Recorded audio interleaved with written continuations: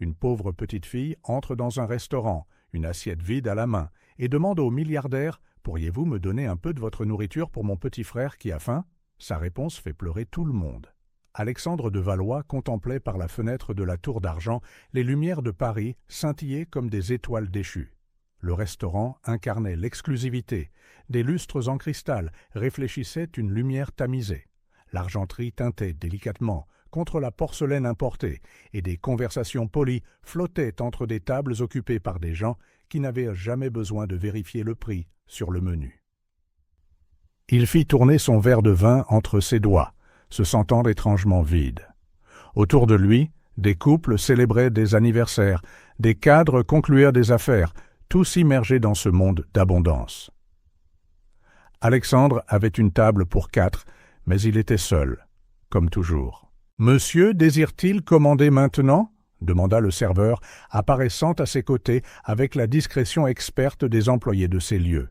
« Encore quelques minutes, » répondit Alexandre sans véritable appétit. C'est alors qu'il la vit. Une fillette minuscule, pas plus de 5 ans, les cheveux sombres noués en une queue de cheval maladroite, portant des vêtements simples mais propres, manifestement usés. Elle tenait une assiette vide à 2 mains comme un trésor précieux, et marchait entre les tables avec une détermination que seuls les très jeunes enfants parviennent à avoir. Des regards désapprobateurs la suivirent, tandis qu'elle traversait la salle principale, complètement inconsciente des chuchotements. La petite s'arrêta à la table d'Alexandre, ses grands yeux bruns le fixant sans crainte. Elle leva l'assiette vide à hauteur de sa poitrine et parla d'une voix claire qui résonna plus qu'elle n'aurait dû dans cet environnement raffiné. « Pourriez-vous me donner un peu de votre nourriture pour mon petit frère qui a faim ?» La salle à manger entière sembla se figer. Les couverts s'arrêtèrent en l'air, les conversations moururent à mi-chemin, et tous les regards se fixèrent sur cette scène insolite. Le maître d'hôtel se déplaça rapidement, s'approchant d'un pas déterminé. « Mademoiselle, ceci est un établissement privé. Nous n'autorisons pas... » « Attendez. » La voix d'Alexandre coupa le maître d'hôtel. Il regarda la fillette, si petite et pourtant si courageuse. « Où est ton frère ?» Dehors, elle désigna la porte d'un mouvement du menton, sans abaisser l'assiette. « Il a 3 ans et il a très faim. Il pleure. » L'espace d'un instant, Alexandre n'était plus à la tour d'argent. Il était ailleurs, il y a très longtemps, redevenu ce garçon décharné qui regardait à travers la vitrine d'un restaurant, le ventre tenaillé par la faim, tandis que des gens de l'autre côté de la vitre mangeaient, sans même savourer, ce qu'ils avaient dans leurs assiettes.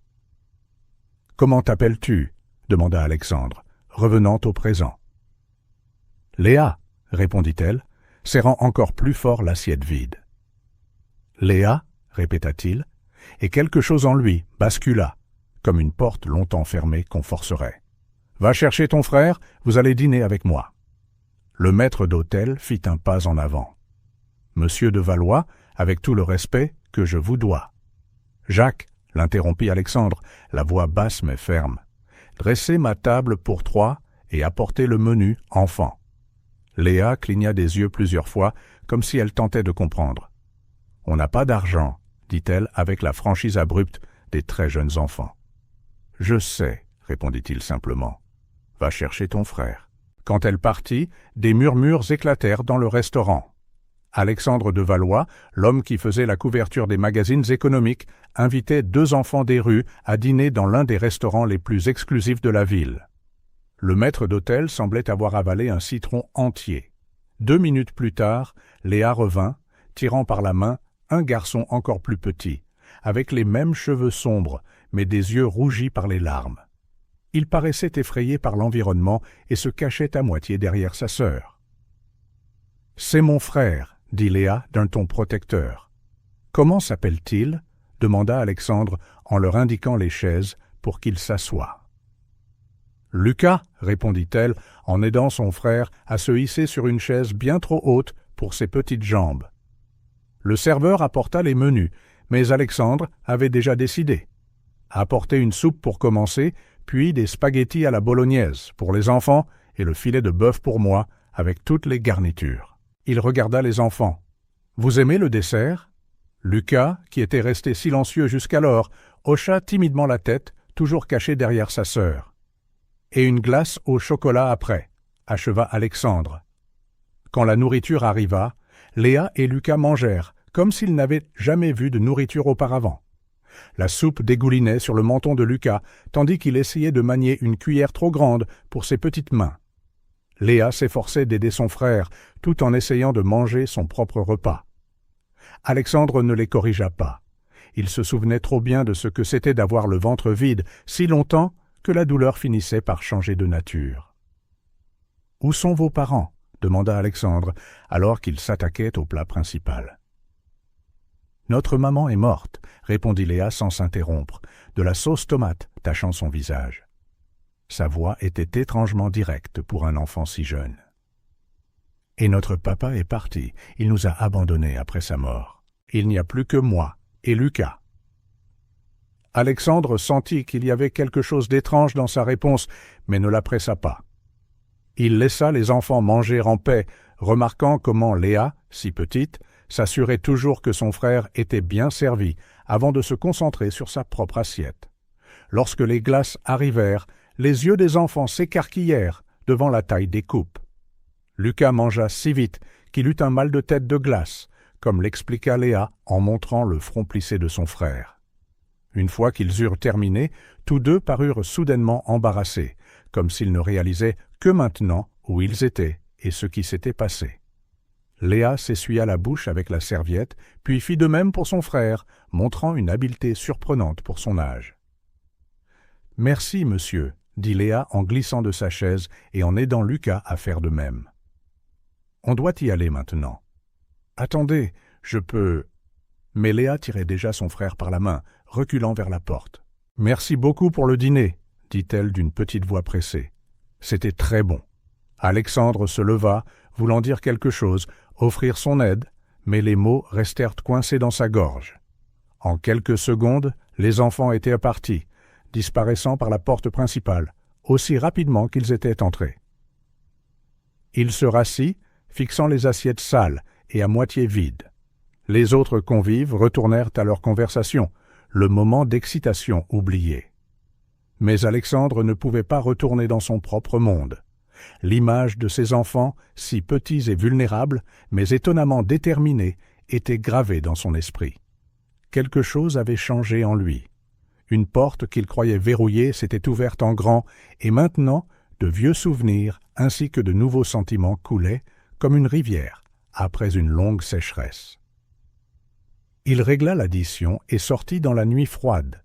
Il chercha les enfants dans les rues avoisinantes, mais ils s'étaient évanouis. Debout sous la lueur jaune d'un lampadaire, Alexandre sut qu'il ne pouvait pas simplement retourner à sa vie normale et oublier ce qui venait de se passer. D'une manière ou d'une autre, ses enfants avaient réveillé quelque chose qu'il pensait mort depuis longtemps. Son hôtel particulier de Neuilly-sur-Seine était silencieux quand il arriva. Les lumières automatiques s'allumèrent dès qu'elles détectèrent sa présence, illuminant les espaces immaculés et vides. Tout ici criait le luxe, sols en marbre italien, tableaux de maître, mobilier conçu exclusivement pour lui. Il jeta sa veste sur le canapé et desserra sa cravate. Ce soir, les murs de l'hôtel particulier semblaient se refermer sur lui. Les visages de Léa et Lucas apparaissaient chaque fois qu'il fermait les yeux. La petite fille, avec cette détermination d'adulte dans le regard, le garçon effrayé se cachant derrière sa sœur, et cette assiette vide, tendue avec tant d'espoir.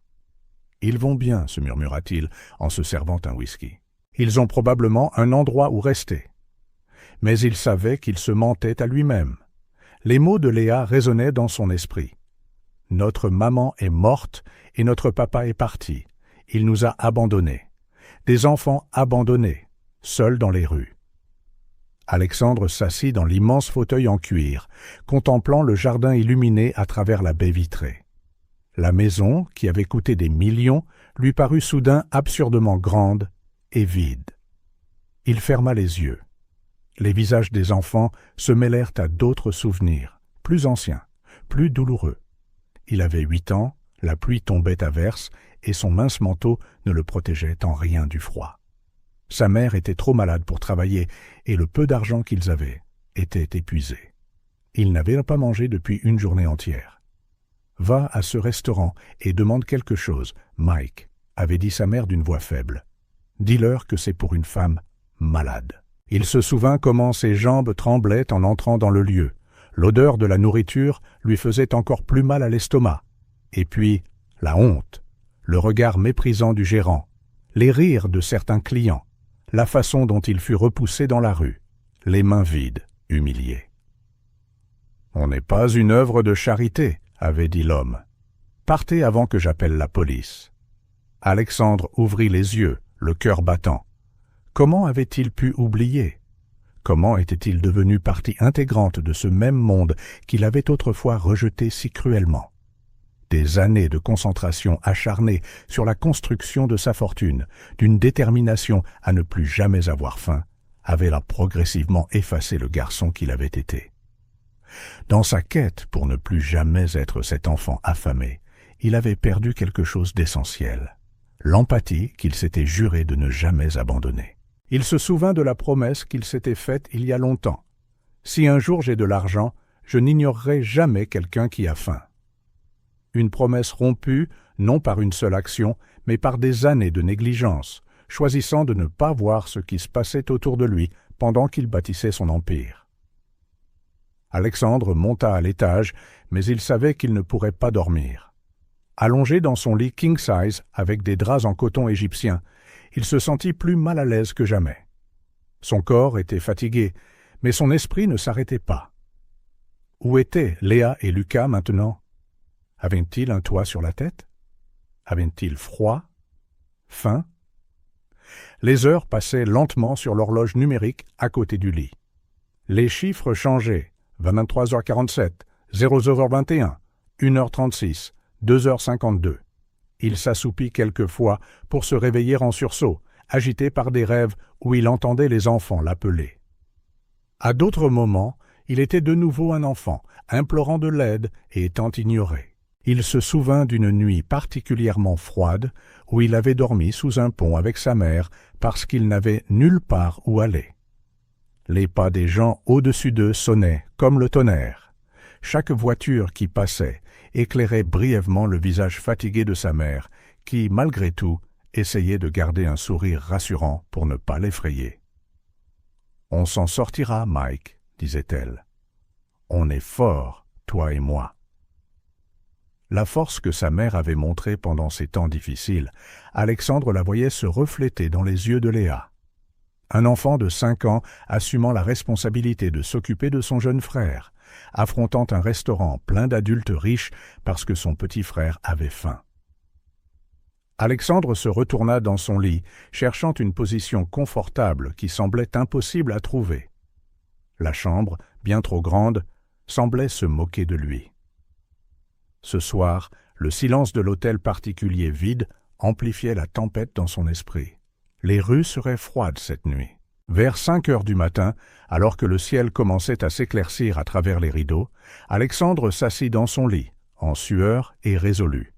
Il ne pouvait pas continuer sa vie normale en prétendant que cette rencontre n'avait jamais eu lieu. Il ne serait pas comme les autres qui fermèrent les yeux.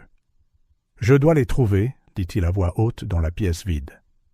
Alexandre se leva et se dirigea vers la fenêtre, ouvrant les rideaux. La ville se réveillait lentement. À l'horizon, une teinte rosée commençait à peindre le ciel. Quelque part, là dehors, 2 petits enfants affrontèrent le monde seuls. Il ne se souvenait pas de la dernière fois qu'il avait ressenti quelque chose d'aussi fort, d'aussi clair. Ce n'était pas seulement de la culpabilité pour son passé, ni juste de la compassion pour leur présent. C'était la certitude absolue qu'il devait faire quelque chose, que cette rencontre n'avait pas été une coïncidence. Alexandre serra les poings, déterminé. Il commencerait à chercher Léa et Lucas le matin. Il ratisserait chaque recoin de cette ville, s'il le fallait. Il ne se reposerait pas avant de les avoir trouvés. Il regarda son reflet dans la vitre, superposé à la ville qui s'éveillait. « Tu as fait une promesse un jour, se dit-il. Il est temps de la tenir. » Le soleil était à peine levé quand Alexandre se gara devant la tour d'argent. Le restaurant était encore fermé aux clients, mais il pouvait voir du mouvement à l'intérieur, le personnel se préparant pour une autre journée de service impeccable. Alexandre frappa à la porte de service. Un jeune homme ouvrit, fronçant les sourcils en le voyant. « Nous ne sommes pas encore ouverts, monsieur. Je ne suis pas là pour manger, » l'interrompit Alexandre. « Je dois parler à quelqu'un au sujet de 2 enfants qui étaient ici hier soir. » Le jeune homme parut confus un instant jusqu'à ce qu'il reconnaisse Alexandre.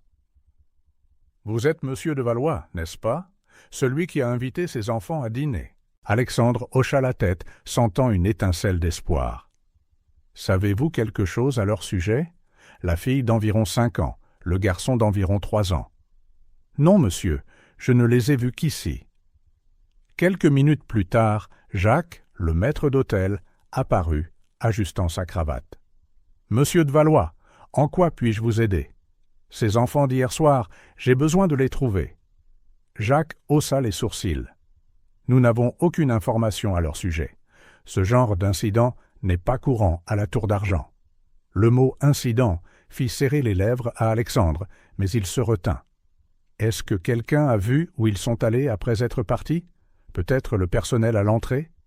Jacques interpella un homme qui passait.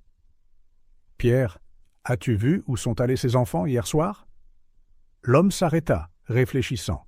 « Je crois qu'ils se sont dirigés vers le parc, monsieur. » La fille tirait le garçon par la main. Le cœur d'Alexandre s'accéléra. « Quel parc? » ?»« Le jardin du Luxembourg, à 2 rues d'ici, puis à gauche. »« Merci. » Alexandre se tourna pour partir, mais Jacques l'arrêta. « Monsieur de Valois, si je peux me permettre, pourquoi un tel intérêt pour ces enfants ?» Alexandre regarda le maître d'hôtel. « Parce que je me suis fait une promesse il y a très longtemps que si un jour j'en avais les moyens, je ne fermerais pas les yeux sur ceux qui ont besoin d'aide. » Le jardin du Luxembourg était plus grand qu'il ne l'avait imaginé. Des espaces verts, un petit bassin, une aire de jeu et plusieurs bancs. Alexandre commença à faire le tour, ses yeux balayant les lieux à la recherche de tout signe de Léa et Lucas. Après 20 minutes sans succès, il approcha un homme âgé qui nourrissait les pigeons. « Bonjour, je cherche 2 petits-enfants, une fille de 5 ans et un garçon de 3 ans. La fille a les cheveux sombres et est très protectrice envers son petit frère. Les avez-vous vus ici? » L'homme secoua la tête. « Je n'ai pas vu d'enfants comme ça, mais beaucoup de gens passent par ici. » Alexandre continua sa recherche, s'arrêtant pour interroger des joggeurs, des agents d'entretien et des mères avec des enfants. Personne n'avait vu Léa et Lucas. Il décida d'élargir la zone. En quittant le parc, il parcourut les rues adjacentes, entrant dans les magasins et les cafés pour poser des questions. Son apparence simple, un jean et une veste décontractée, l'aidaient à ne pas trop attirer l'attention, mais il recevait tout de même des regards méfiants lorsqu'il s'informait sur les enfants. « Pourquoi cherchez-vous ces enfants ?» demanda une épicière en le jaugeant. « Je les ai rencontrés hier et ils semblent en difficulté. Je veux les aider. » La femme fit un geste dans une certaine direction. Il y a un petit campement sous le pont de la Tournelle. Parfois, des sans-abri y séjournent. Suivant son conseil, Alexandre remarqua comment le paysage changeait à mesure qu'il s'éloignait du quartier de la Tour d'Argent.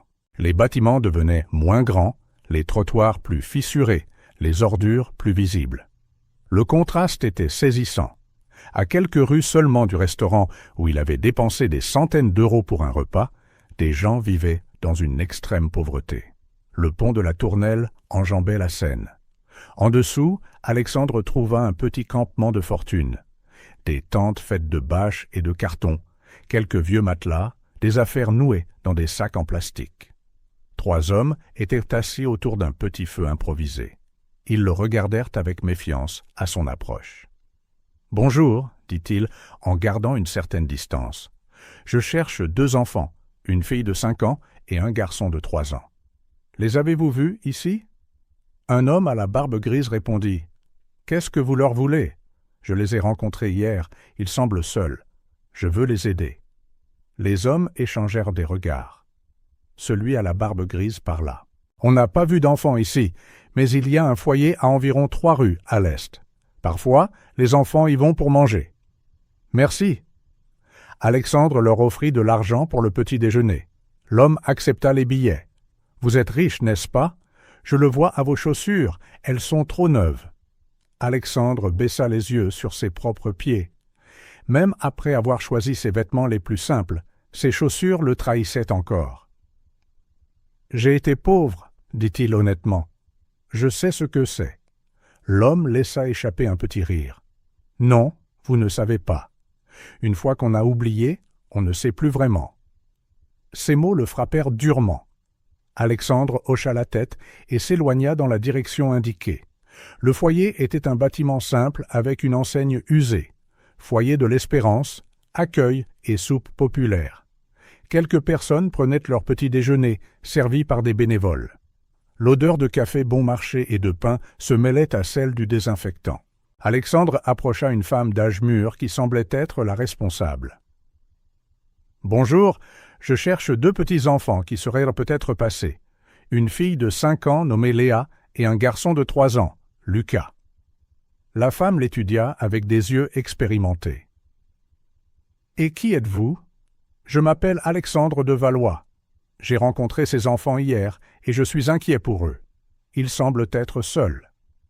Monsieur de Valois, nous respectons la vie privée de ceux qui viennent ici. Si les enfants étaient là, je ne peux pas donner d'informations à leur sujet à un étranger. Je comprends et je respecte cela, mais ce sont de très jeunes enfants, seuls dans les rues.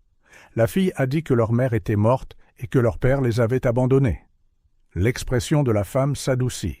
« Que comptez-vous faire si vous les trouvez? M'assurer qu'ils sont en sécurité, qu'ils ont un endroit où rester, de la nourriture, les bases. Travaillez-vous pour une organisation?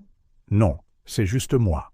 Monsieur de Valois, si ces enfants sont vraiment seuls, la procédure appropriée serait de contacter l'aide sociale à l'enfance. » Alexandre sentit un pincement au cœur. L'aide sociale à l'enfance signifiait la bureaucratie, probablement la séparation des frères et sœurs. « J'ai les ressources, » dit-il calmement. « Je peux les aider sans impliquer le système, du moins pour l'instant. » La femme étudia son visage. « Je n'ai pas vu d'enfant correspondant à cette description ces derniers jours, mais il y a d'autres foyers dans la ville. » Alexandre passa les heures suivantes à poursuivre ses recherches, entrant dans plus d'établissements, parlant à plus de gens. Les réponses étaient toujours les mêmes. Personne n'avait vu les enfants ou il ne s'en souvenait pas. Au fil de la journée, Alexandre se retrouva dans des quartiers de la ville qu'il n'avait jamais visités auparavant. Des ruelles étroites, des bâtiments abandonnés, des gens dormant dans des boîtes en carton. La pauvreté avait toujours été là, à quelques kilomètres seulement de son monde de luxe. Comment avait-il pu l'ignorer si longtemps?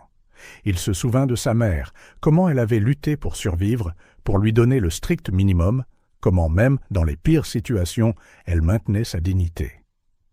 On est pauvre, Mike, mais on n'est pas moins que les autres. Vers midi, épuisé et frustré, Alexandre s'arrêta dans un petit bistrot pour manger quelque chose. En attendant son sandwich, il étudia une carte de la ville sur son téléphone, marquant mentalement les zones qu'il avait déjà fouillées. La journée passa sans résultat. Quand la nuit tomba, Alexandre réalisa qu'il avait besoin d'une approche plus systématique. Un instant, il envisagea d'offrir une récompense, de mettre des annonces, d'engager des détectives privés. Avec son argent et son influence, il pourrait mobiliser des ressources considérables. Mais quelque chose le fit hésiter. Attirer trop l'attention pourrait effrayer les enfants et impliquer les autorités pourrait conduire à la séparation de Léa et Lucas par le système. Il décida qu'il valait mieux continuer à chercher par lui-même. Il rentra chez lui, fatigué mais déterminé. Demain serait un autre jour. « Je n'abandonnerai pas », se dit-il en conduisant. « Je les trouverai. » Le lendemain matin, Alexandre partit encore plus tôt. Le ciel était couvert, menaçant de pluie. Il retourna dans le même quartier, mais cette fois avec une stratégie différente. Il se concentra sur les endroits où les enfants sans abri pourraient chercher de la nourriture, les petits restaurants, les arrière-cours des restaurants, les endroits où les restes de nourriture pourraient être jetés. Il entra dans une modeste boulangerie et montra une photo sur son téléphone. Il avait demandé à la sécurité de la Tour d'Argent les images des caméras montrant Léa et Lucas. « J'ai vu ces petits », dit la dame derrière le comptoir, ajustant ses lunettes pour mieux voir l'image. « La fille est passée hier, très tôt. Elle a demandé du pain rassis, mais a dit qu'elle n'avait pas d'argent. Je lui en ai donné quand même. Elle avait l'air si affamée. » Le cœur d'Alexandre se mit à battre plus fort. « Savez-vous où ils sont allés après ?»« Non, mais ils passent de temps en temps. S'ils ont besoin de nourriture, cette rue a plusieurs endroits qui donnent les restes. » Alexandre la remercia et suivit la rue qu'elle lui avait indiquée. Le ciel s'assombrit et une légère bruine commença à tomber. Il remonta sa capuche, se demandant comment Léa et Lucas pouvaient se protéger du froid et de la pluie. Après presque 1 heure de marche sous la bruine, il entra dans un petit restaurant chinois pour s'abriter. Il était presque vide, à l'exception d'un homme âgé qui mangeait une soupe dans un coin. La propriétaire, une femme asiatique d'une 50aine d'années, vint l'aider. Alexandre lui montra la photo sur son téléphone et lui raconta son histoire. « Oh oui !» s'exclama la femme en montrant la porte arrière. « Cette fille vient presque tous les jours. Je mets toujours des restes de côté pour elle et son petit frère. Elle est très polie, dit toujours merci. » En fait, ils étaient ici il y a environ 21 minutes. Alexandre faillit laisser tomber son téléphone d'excitation. « Savez-vous où ils sont allés ? » « Ils vont généralement par là, dit-elle, en montrant une ruelle latérale. Je pense qu'ils s'y abritent quand il pleut. » La remerciant rapidement, Alexandre retourna sous la pluie maintenant plus forte. La ruelle était étroite, flanquée de vieux bâtiments délabrés. Certaines entrées étaient barricadées, tandis que d'autres semblaient partiellement occupées. Il marcha lentement, vérifiant chaque porte, chaque entrée. La pluie coulait sur son visage, trempant ses vêtements. Le froid s'infiltrait dans ses os, et il se demanda comment de si petits enfants enduraient cela, jour après jour. Puis il les vit. Dans l'interstice entre 2 bâtiments, sous un toit de fortune fait de morceaux de carton, se trouvaient Léa et Lucas. Ils étaient blottis l'un contre l'autre, essayant de se protéger de la pluie poussée par le vent dans leur abri précaire. Léa avait ses bras autour de son frère, et une fine couverture sale les recouvrait tous les deux. Lucas avait l'air pâle, les lèvres légèrement bleues de froid. Alexandre sentit une boule dans sa gorge. Il s'approcha prudemment, ne voulant pas les effrayer. « Léa » appela-t-il doucement. La fille leva rapidement la tête, les yeux écarquillés de peur. Quand elle le reconnut, elle parut confuse. « Vous êtes le monsieur du restaurant, » dit-elle en rapprochant son frère d'elle, de manière protectrice. « Oui, c'est moi, Alexandre, tu te souviens ? Je vous ai cherché. » Léa fronça les sourcils, méfiante. « Pourquoi ? Parce que je suis inquiet, » répondit honnêtement Alexandre, s'accroupissant à leur niveau. « Vous ne devriez pas être dehors tout seul, surtout par ce froid. » Lucas toussa, un son faible et inquiétant. Ses yeux étaient mi-clos, comme s'il était très fatigué. « Il est malade ?» demanda Alexandre, l'inquiétude évidente dans sa voix. Léa hésita, puis hocha la tête. Il tousse depuis hier et il a très froid. Alexandre tendit lentement la main vers le garçon, touchant son front. Il était chaud, un contraste saisissant avec ses joues froides. « Léa, il a besoin d'aide. Vous devez tous les 2 sortir de ce froid, prendre un bain chaud, de la vraie nourriture. » La fille semblait partagée entre la peur et la nécessité. « On n'a nulle part où aller. »« J'ai une grande maison avec des chambres vides, » dit Alexandre doucement, gardant sa voix calme. « Vous pouvez y rester. J'ai de la nourriture, des vêtements chauds, et on peut emmener Lucas chez un médecin. » Léa regarda son frère, puis la pluie battante, puis de nouveau Alexandre. « Vous allez appeler la police ? » ?»« Non, » promit Alexandre. « Je veux juste vous aider, comme je l'ai fait au restaurant. Tu te souviens comme c'était bon ce repas chaud ?» Lucas toussa de nouveau, et Léa serra les lèvres, prenant une décision difficile. « D'accord, » dit-elle finalement, mais seulement parce que Lucas est malade. Alexandre sourit, ressentant un immense soulagement. « Allons-y alors, ma voiture est tout près. » Il enleva sa veste et en enveloppa Lucas, soulevant le garçon dans ses bras. Il était alarmant de légèreté pour son âge. Léa resta immobile, serrant la fine couverture autour de ses épaules. « Prête ?» demanda Alexandre. Elle hocha la tête, bien trop sérieuse pour une fillette de 5 ans. Elle prit la main qu'il lui tendait, ses petits doigts froids contre sa paume. Ils marchèrent dessous la pluie jusqu'à la voiture d'Alexandre. Léa observait tout attentivement, clairement effrayée, mais déterminée à ne pas le montrer. Une fois arrivé, Alexandre installa Lucas sur la banquette arrière, toujours enveloppé dans sa veste, et aida Léa à monter. « Vous allez être bien maintenant ?» dit-il en mettant le chauffage à fond. « Je vous le promets. » En traversant la ville, Alexandre jetait un coup d'œil occasionnel dans le rétroviseur. Léa était assise, tendue, regardant par la fenêtre comme si elle mémorisait le trajet. Lucas s'était endormi, sa respiration légèrement laborieuse. Ils avaient l'air si petits et vulnérables sur la banquette arrière. Alexandre serra le volant. Pour la première fois depuis des années, il sentit qu'il faisait quelque chose de vraiment important. Il ne s'agissait pas d'argent, de pouvoir ou de succès. Il s'agissait de 2 enfants qui avaient besoin d'aide, le même genre d'aide dont il avait eu besoin autrefois et qu'il n'avait jamais reçu. La pluie continuait de tomber alors qu'il quittait les rues étroites et entrait dans les quartiers plus riches de la ville. Léa regardait par la fenêtre, les yeux s'écarquillant devant les hauts immeubles et les maisons luxueuses, un monde complètement différent du sien. « C'est loin ?» demanda-t-elle finalement, brisant le silence. « Non, on y est presque, » répondit Alexandre, ressentant une étrange nervosité. « Je pense que vous aimerez ma maison. Il y a beaucoup de place, et ma gouvernante, Marie-Thérèse, fait la meilleure soupe du monde. » Léa ne répondit pas, mais son regard reflétait un mélange de peur et d'espoir, le regard de quelqu'un qui a appris trop tôt à ne pas faire confiance aux adultes, mais qui ne pouvait toujours pas faire taire complètement le désir de croire. Le portail de l'hôtel particulier d'Alexandre s'ouvrit automatiquement à l'approche de la voiture. Léa serra plus fort la couverture autour de ses épaules, les yeux immenses à la vue de l'énorme maison qui apparaissait devant eux. Elle ressemblait à un château de conte de fées, avec de grandes fenêtres, des colonnes imposantes et un jardin si impeccablement entretenu qu'il ne semblait presque pas réel. « Vous vivez ici ?» demanda-t-elle, sa voix à peine audible. « Oui, » répondit Alexandre en se garant devant l'entrée principale. « C'est trop grand pour une seule personne, tu ne trouves pas ?» Lucas se réveilla lorsque la voiture s'arrêta, regardant autour de lui, confus. Sa toux semblait pire qu'avant. La porte de l'hôtel particulier s'ouvrit avant même qu'Alexandre ne sorte de la voiture.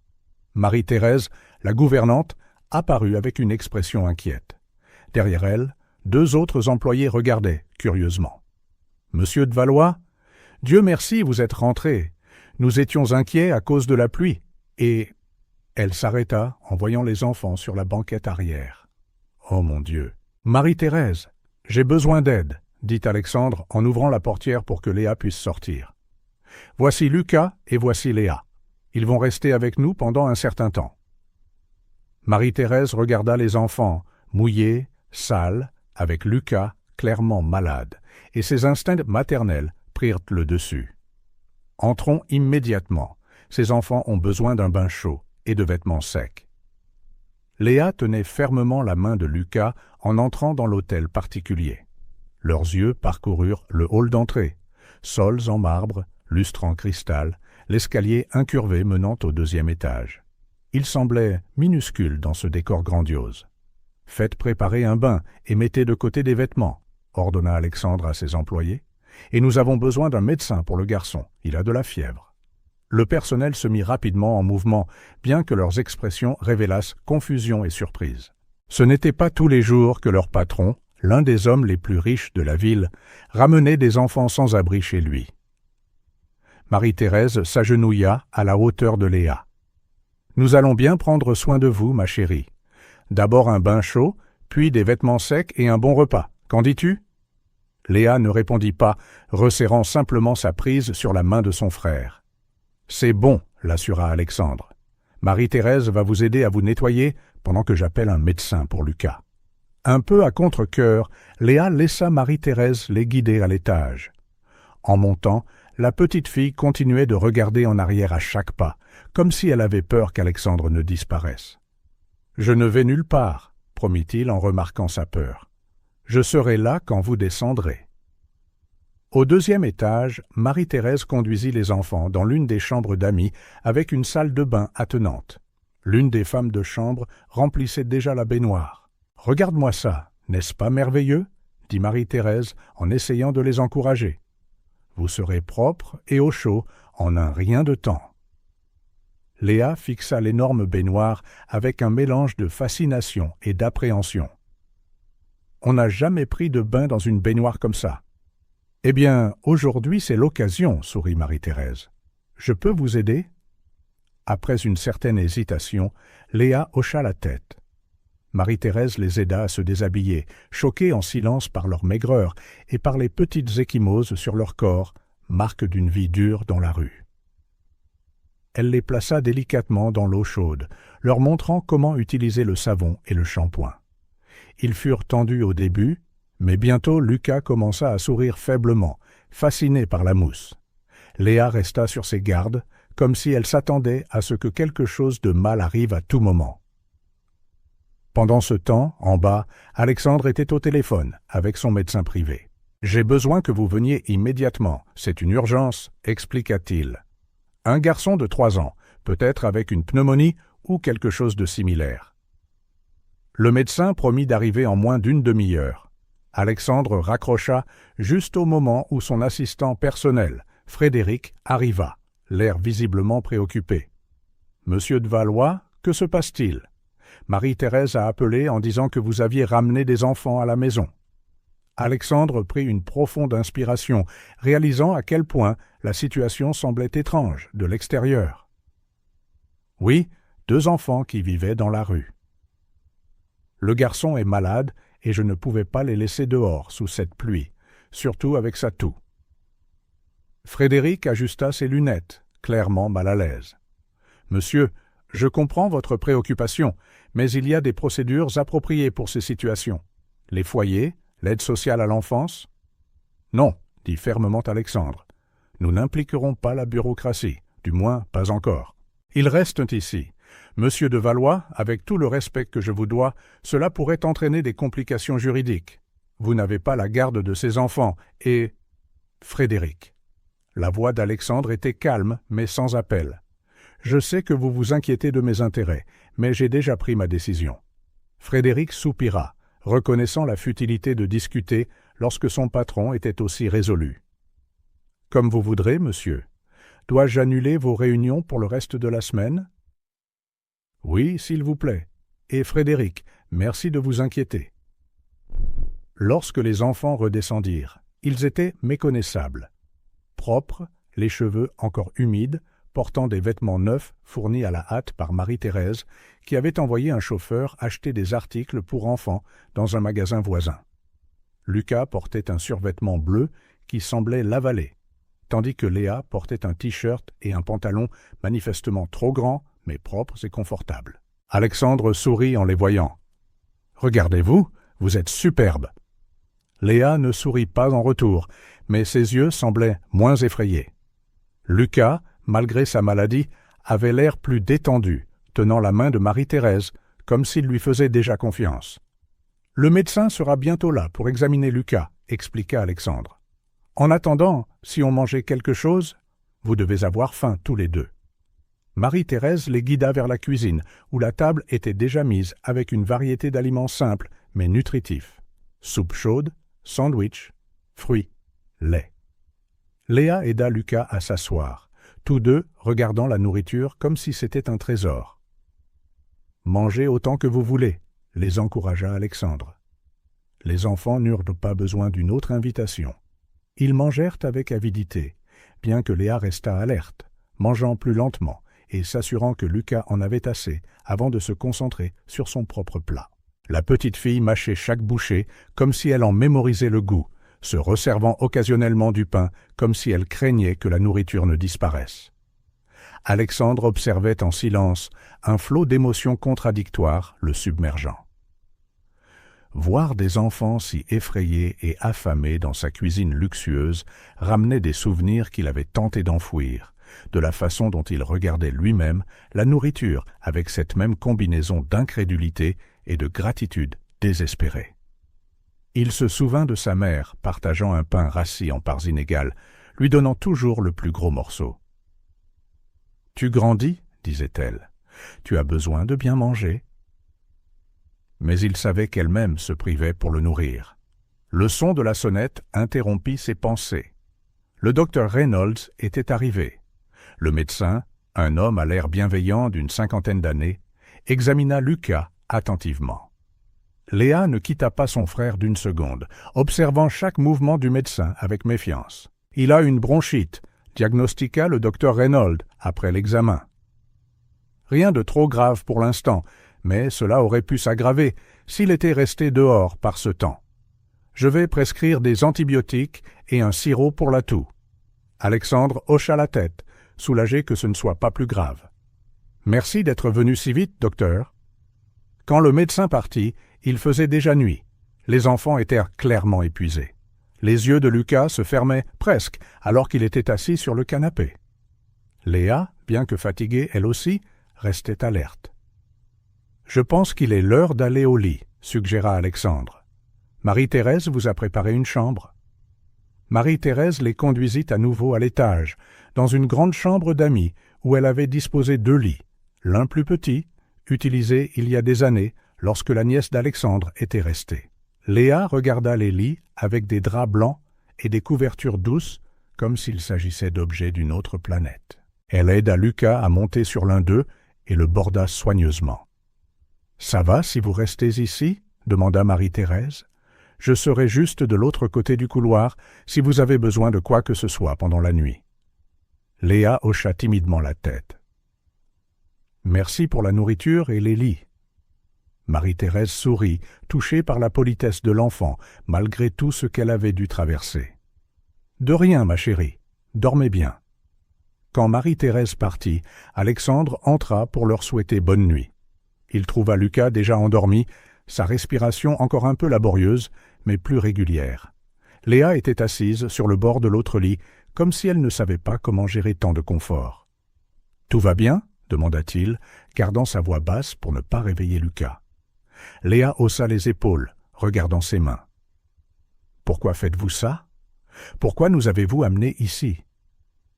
La question prit Alexandre par surprise, mais il savait qu'il lui devait l'honnêteté. « Parce que quand j'étais enfant, j'ai aussi traversé des moments difficiles. J'ai eu froid et faim, et personne ne m'a aidé. » Léa leva les yeux, étudiant son visage comme pour décider s'il disait la vérité. « Vous étiez pauvre? »« Oui, très pauvre. Ma mère faisait ce qu'elle pouvait, mais parfois ce n'était pas suffisant. Comment êtes-vous devenu riche ?» Alexandre sourit doucement. « C'est une longue histoire. Peut-être que je te la raconterai un jour. Pour l'instant, il est temps de dormir. » Il s'approcha pour l'aborder, mais s'arrêta, remarquant qu'elle était toujours tendue.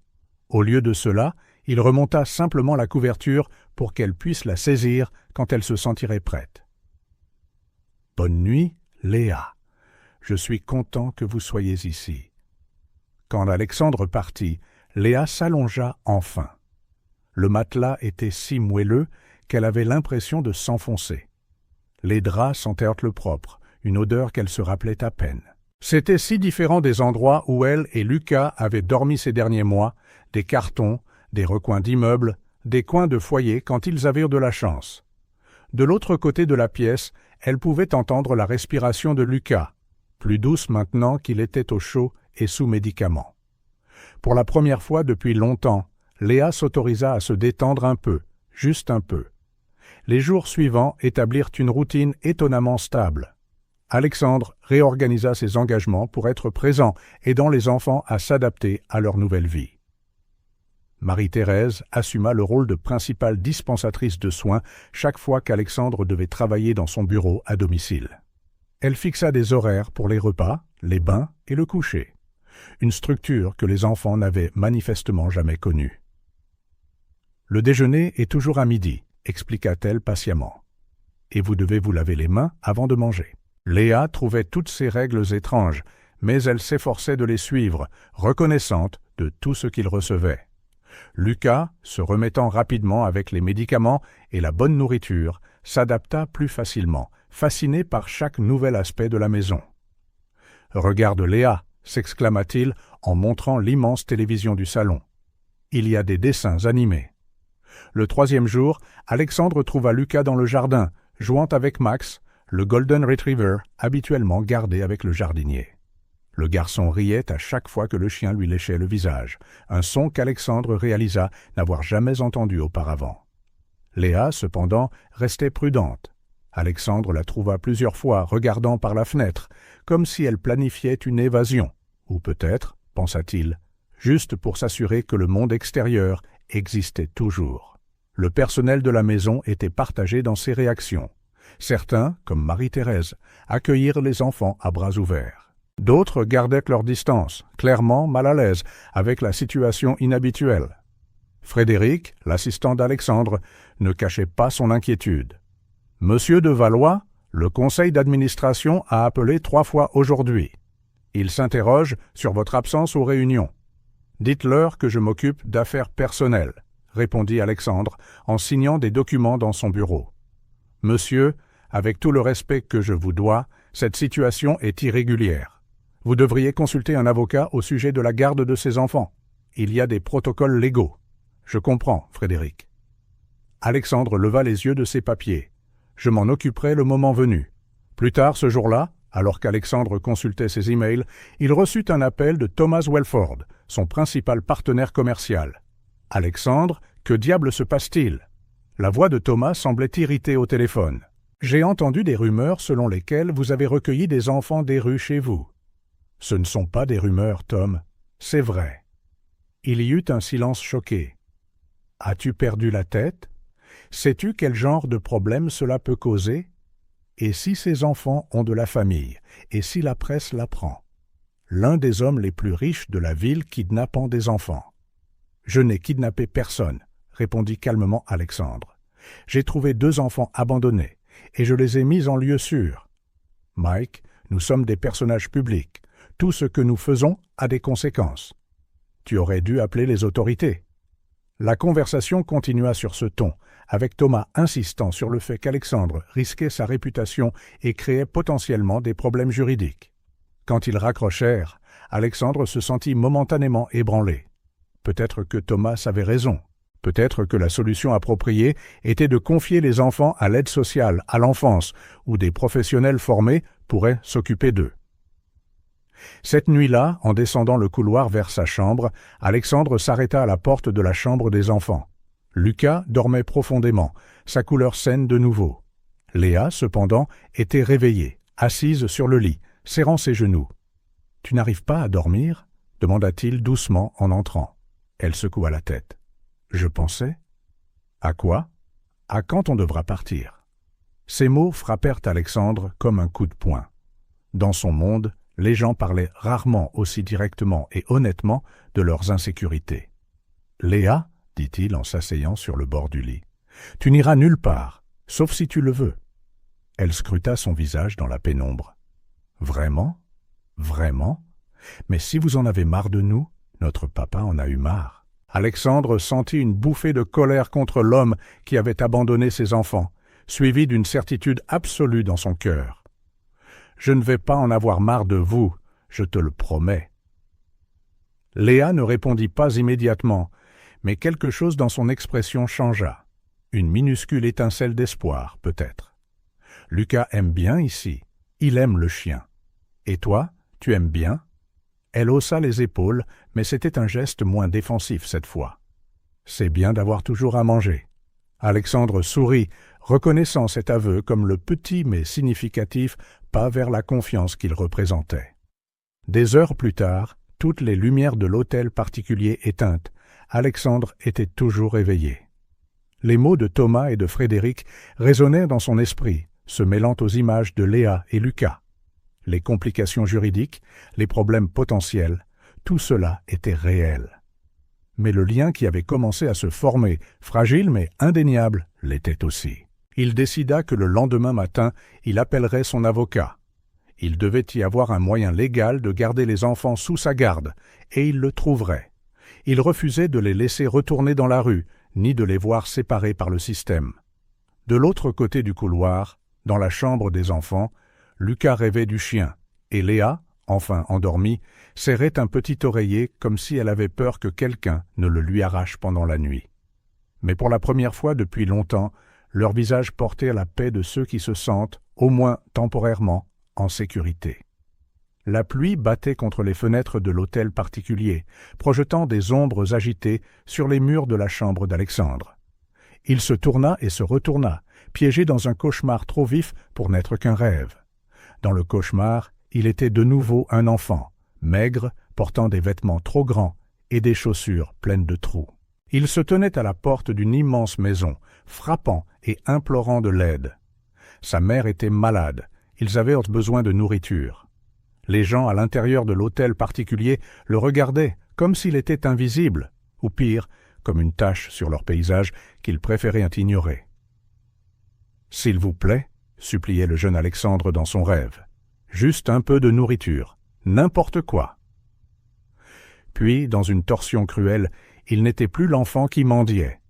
Il était l'adulte à l'intérieur de la maison luxueuse, tournant le dos à une petite fille tenant une assiette vide dans ses mains, et derrière elle, un garçon tremblant de froid. Alexandre se réveilla en sursaut, le cœur battant à tout rompre, le corps couvert d'une sueur froide. Un instant, il fut désorienté, jusqu'à ce que les formes familières de sa chambre apparaissent dans la pénombre. Il jeta un coup d'œil à l'horloge. 3h42. Il s'assit dans son lit, se passant les mains sur le visage. Ce n'était pas le premier cauchemar depuis qu'il avait accueilli Léa et Lucas. Leur présence déterrait des souvenirs qu'il avait cachés dans un coin sombre de son esprit, des souvenirs que son succès financier et sa vie confortable avaient atténués, mais jamais vraiment effacés. Comment avait-il pu oublier? Comment avait-il pu vivre toutes ces années dans sa bulle de privilèges, sachant qu'il y avait des enfants, tout comme il l'avait été, souffrant dans les rues, ayant faim, froid et peur? C'était comme s'il avait construit un mur entre le garçon qu'il avait été et l'homme qu'il était devenu. Et maintenant, ce mur s'effondrait. Alexandre se leva et se dirigea vers la fenêtre. Les lumières de la ville scintillaient au loin, des points de luminosité dans l'obscurité. Quelque part là-dehors, combien d'enfants vivaient ce que Léa et Lucas avaient vécu? Combien avaient juste besoin d'une chance, comme celle qu'il avait finalement eue? « Je peux changer ça », murmura-t-il à lui-même. « J'ai le pouvoir de faire une différence maintenant. » Le lendemain matin, Alexandre trouva Léa seule dans la cuisine. La fille était sur la pointe des pieds, essayant d'atteindre une boîte de céréales dans le placard. Il s'approcha silencieusement et la lui attrapa. « Merci », dit-elle sans le regarder directement. Après une semaine dans l'hôtel particulier, Léa semblait un peu moins tendue, mais elle gardait toujours une réserve qui serrait le cœur d'Alexandre. « Où est Lucas » demanda-t-il en lui tendant un bol. « Il dort encore. Il a un peu toussé cette nuit, alors je lui ai donné le médicament que le docteur a dit. » Alexandre la regarda verser soigneusement les céréales dans le bol, comme si elle comptait chaque flocon. Même avec de la nourriture abondante à disposition, Léa mangeait comme quelqu'un qui connaît la faim, ne gaspillant jamais rien, en gardant toujours un peu pour plus tard. « Tu as toujours bien pris soin de lui, n'est-ce pas ?» Léa haussa les épaules. « Je dois prendre soin de lui, je suis la grande sœur. Et qui prenait soin de toi ?» La question sembla prendre la fille au dépourvu. Elle resta silencieuse un instant, remuant les céréales avec sa cuillère. « Maman, dit-elle finalement, elle prenait soin de nous deux, jusqu'à ce qu'elle tombe malade. » Alexandre s'assit à côté d'elle, gardant une distance respectueuse. « Veux-tu me raconter ce qui s'est passé ?» Pendant un long moment, il pensa qu'elle ne répondrait pas.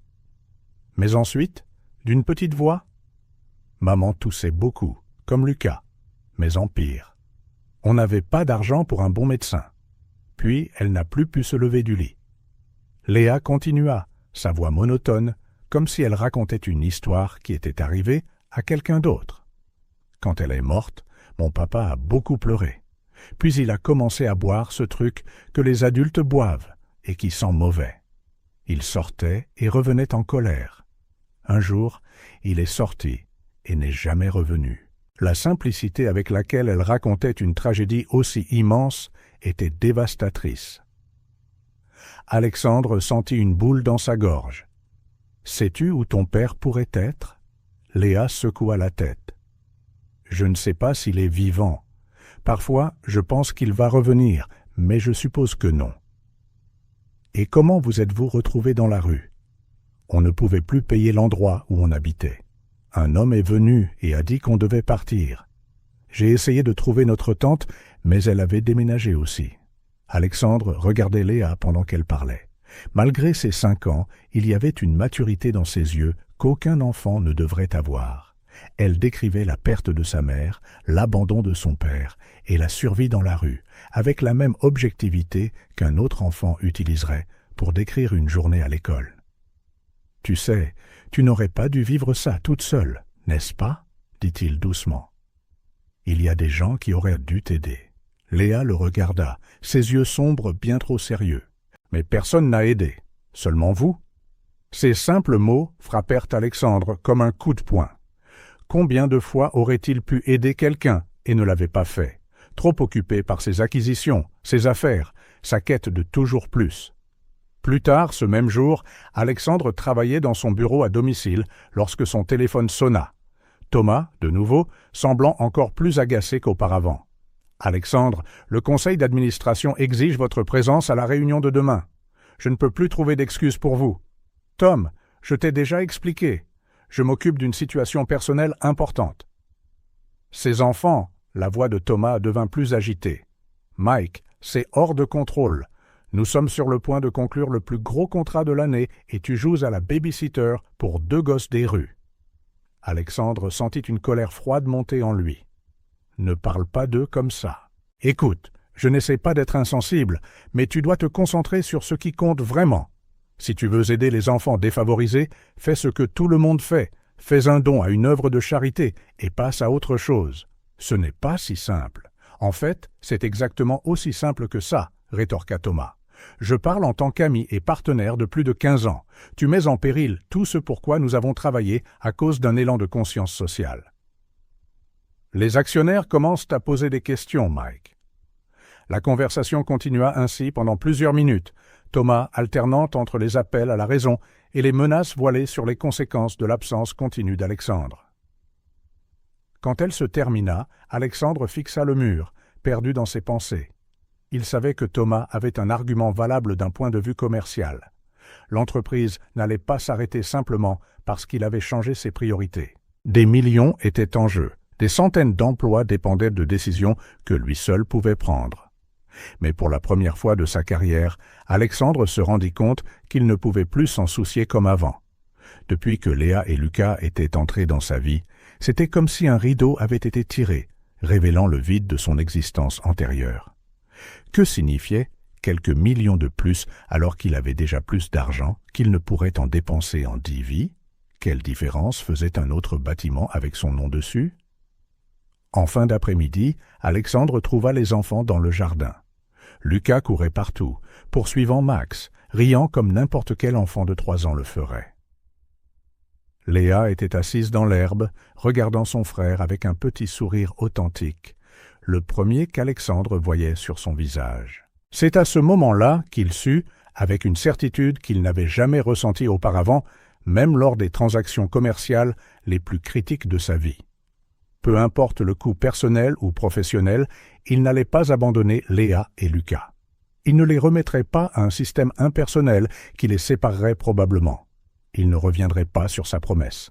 Parce que pour la première fois depuis qu'il était devenu riche, Alexandre de Valois sentait qu'il faisait vraiment une différence. Pas avec des chèques de dons ou des interviews philanthropiques, mais directement, personnellement. Et ce sentiment valait plus que n'importe quel contrat commercial au monde.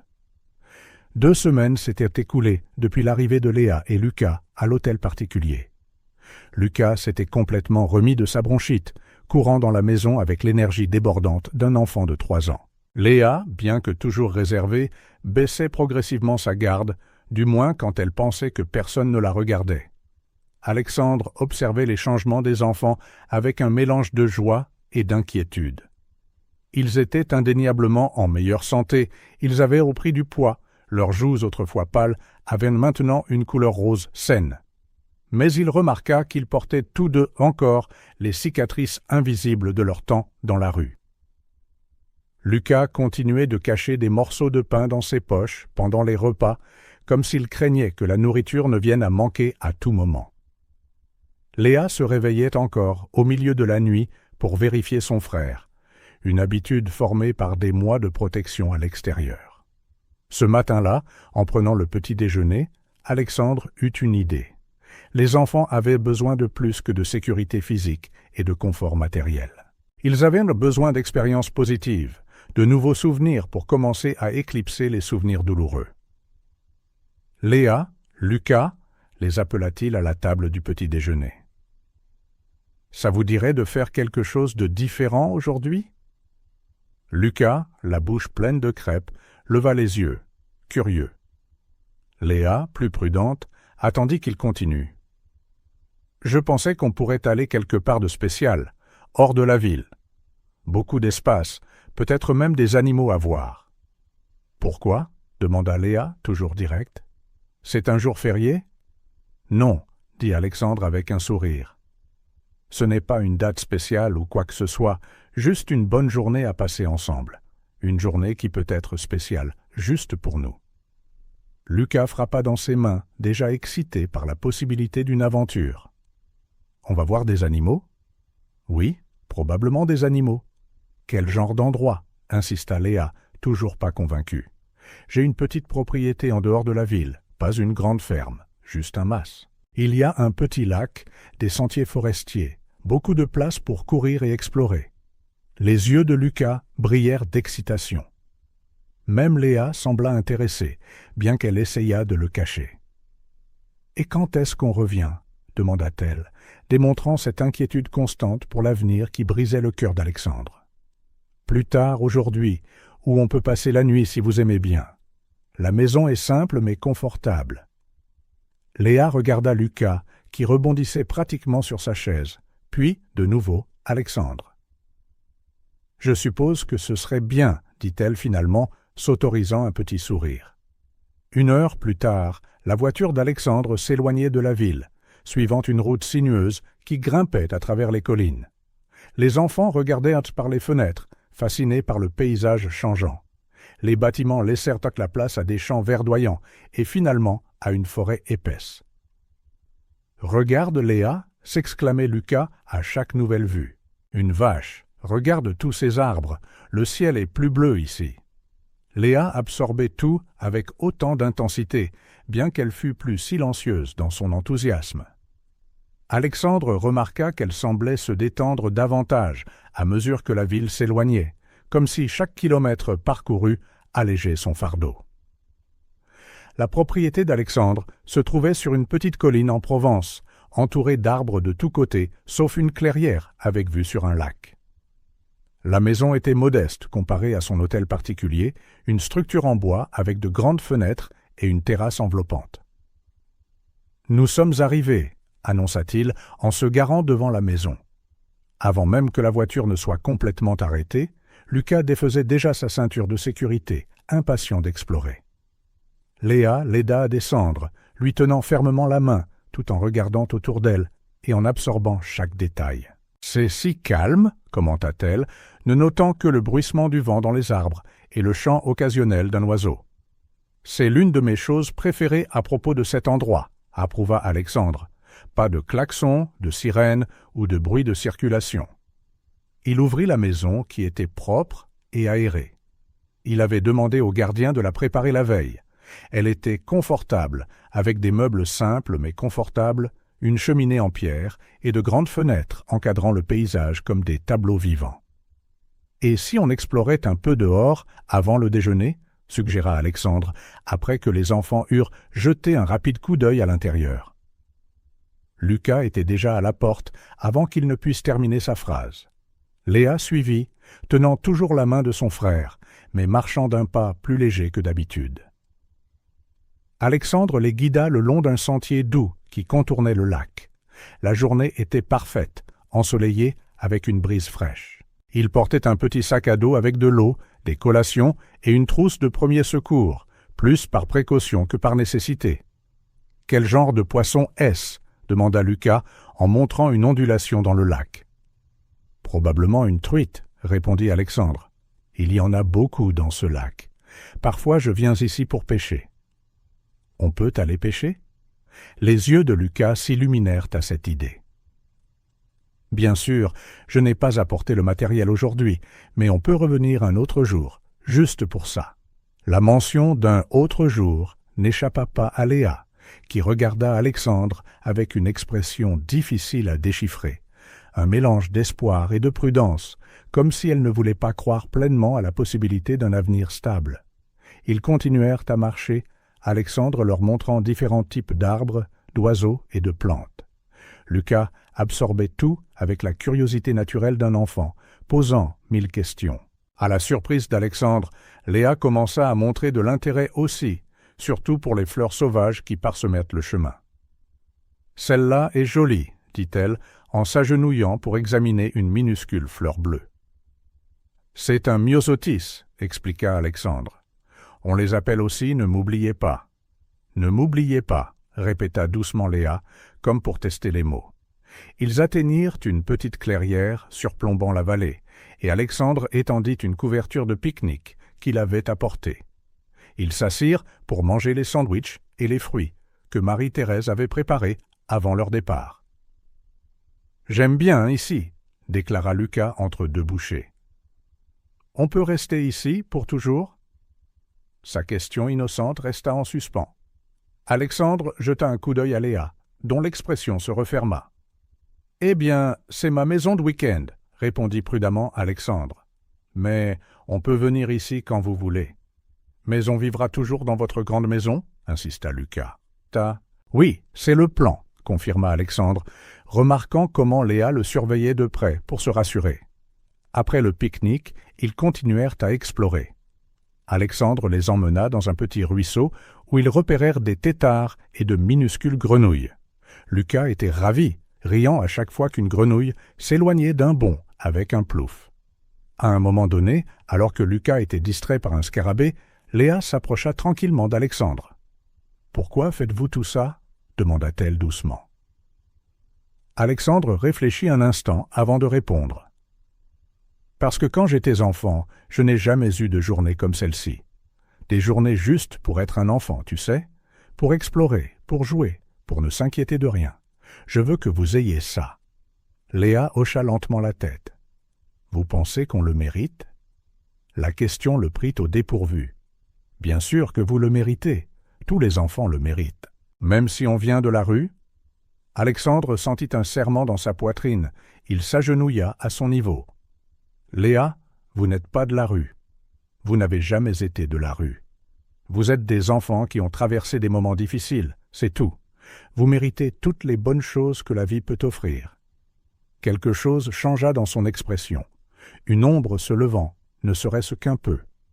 Elle ne sourit pas, mais ses yeux perdirent une partie de leur dureté prématurée. Plus tard cet après-midi-là, ils trouvèrent un pommier sauvage chargé de petits fruits sucrés. Alexandre leur montra comment vérifier la maturité et les aida à en cueillir quelques-uns. « Ces pommes ont un goût différent, » remarqua Léa en croquant dans l'une d'elles. « Plus sucrées que celles du magasin. C'est parce qu'elles sont cueillies au bon moment, pas en avance, » expliqua Alexandre.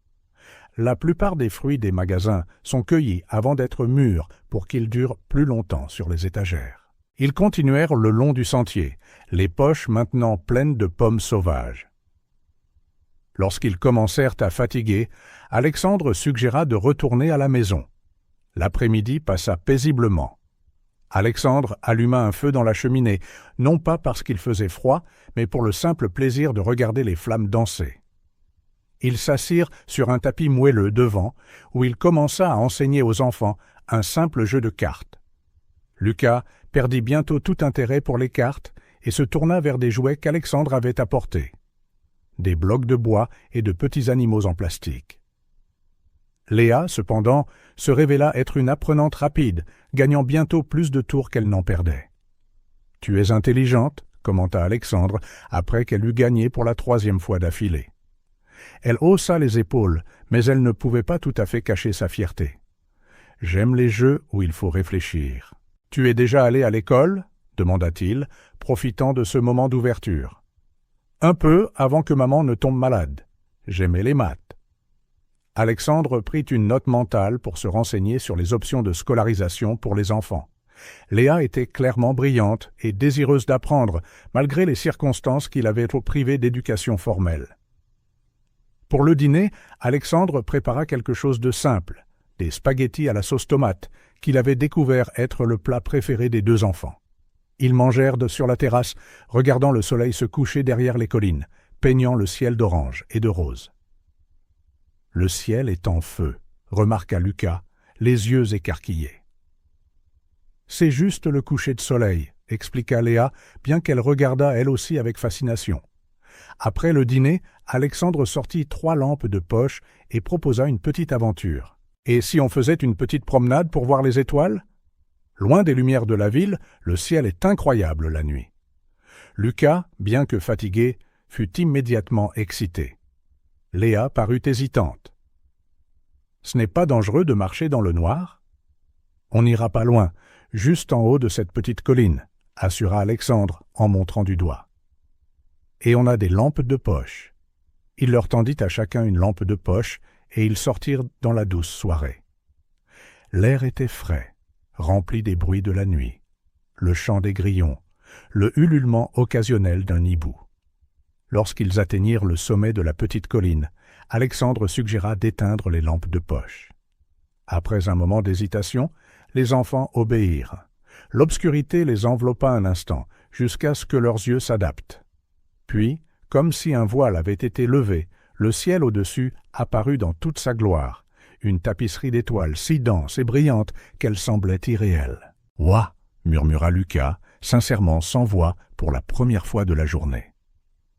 Léa resta silencieuse, le visage tourné vers le haut, complètement absorbée par le spectacle. La lumière des étoiles se reflétait dans ses yeux, et Alexandre réalisa qu'il ne l'avait jamais vue aussi détendue, aussi enfantine. « Il y en a tellement, » dit-elle finalement, la voix pleine d'émerveillement. « Plus qu'on ne peut en compter, » approuva Alexandre. « En ville, avec toutes les lumières, on ne peut pas en voir la moitié. » Ils restèrent là un moment à regarder le ciel. Lucas finit par bâiller, s'appuyant contre la jambe d'Alexandre, dans un geste de confiance naturelle qui aurait été impensable quelques semaines auparavant. « Je pense que quelqu'un est prêt à aller au lit, » dit doucement Alexandre en rallumant sa lampe de poche. Ils retournèrent à la maison, Lucas presque endormi sur ses pieds, tenant la main d'Alexandre d'un côté et celle de Léa de l'autre, un lien tacite qui n'échappa ni à l'un ni à l'autre. De retour à l'intérieur, Alexandre aida les enfants à se préparer pour le lit, dans la chambre confortable, avec 2 petits lits qu'il avait préparés. Lucas s'endormit presque instantanément, épuisé par les aventures de la journée. Léa, cependant, était assise sur le bord de son lit, comme si elle avait quelque chose à dire. « Tu vas bien ?» demanda Alexandre en s'asseyant sur une chaise voisine. Elle hocha la tête, regardant ses mains. « Aujourd'hui, c'était bien. Je suis content que tu aies aimé. »« Alexandre, » commença-t-elle, utilisant son nom sans hésitation pour la première fois. « Merci pour tout ça. » Quelque chose dans son ton suggérait qu'elle voulait dire plus que la simple journée. « Tu n'as pas à me remercier, Léa. C'est un plaisir de partager ça avec vous. » Elle le regarda, ses yeux sombres et sérieux. « Personne d'autre ? Personne ne s'est soucié comme ça après la mort de maman. » Alexandre sentit une boule dans sa gorge. « Eh bien, moi je me soucie. Beaucoup. » Léa hocha la tête comme si elle avait pris une décision importante. « Bonne nuit, Alexandre. »« Bonne nuit, Léa. »« Dors bien ?» Plus tard, assis seul sur la terrasse, regardant les mêmes étoiles qui avaient émerveillé les enfants, Alexandre réfléchit à la journée. Il ne se souvenait pas de la dernière fois qu'il s'était senti aussi paisible ou aussi dans le moment présent. Même ses plus grandes réalisations professionnelles, les acquisitions d'entreprises de plusieurs millions de dollars, la construction de son empire financier, ne lui avait pas donné la joie simple qu'il avait ressentie en voyant le ravissement de Lucas devant une grenouille ou l'émerveillement de Léa devant le ciel étoilé.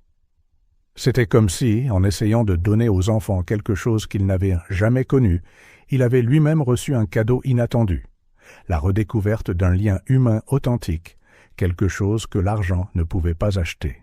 Le lien qui se formait entre eux était encore fragile, construit sur un terrain incertain. Il savait que des défis l'attendaient, questions juridiques, paperasserie, peut-être même la réapparition de leur père absent. Mais à ce moment-là, sous la couverture étoilée de la nuit et avec le son doux de 2 enfants endormis à l'intérieur de la maison, Alexandre sentit une profonde certitude qu'ils étaient sur la bonne voie. Cette journée spéciale n'était que le début.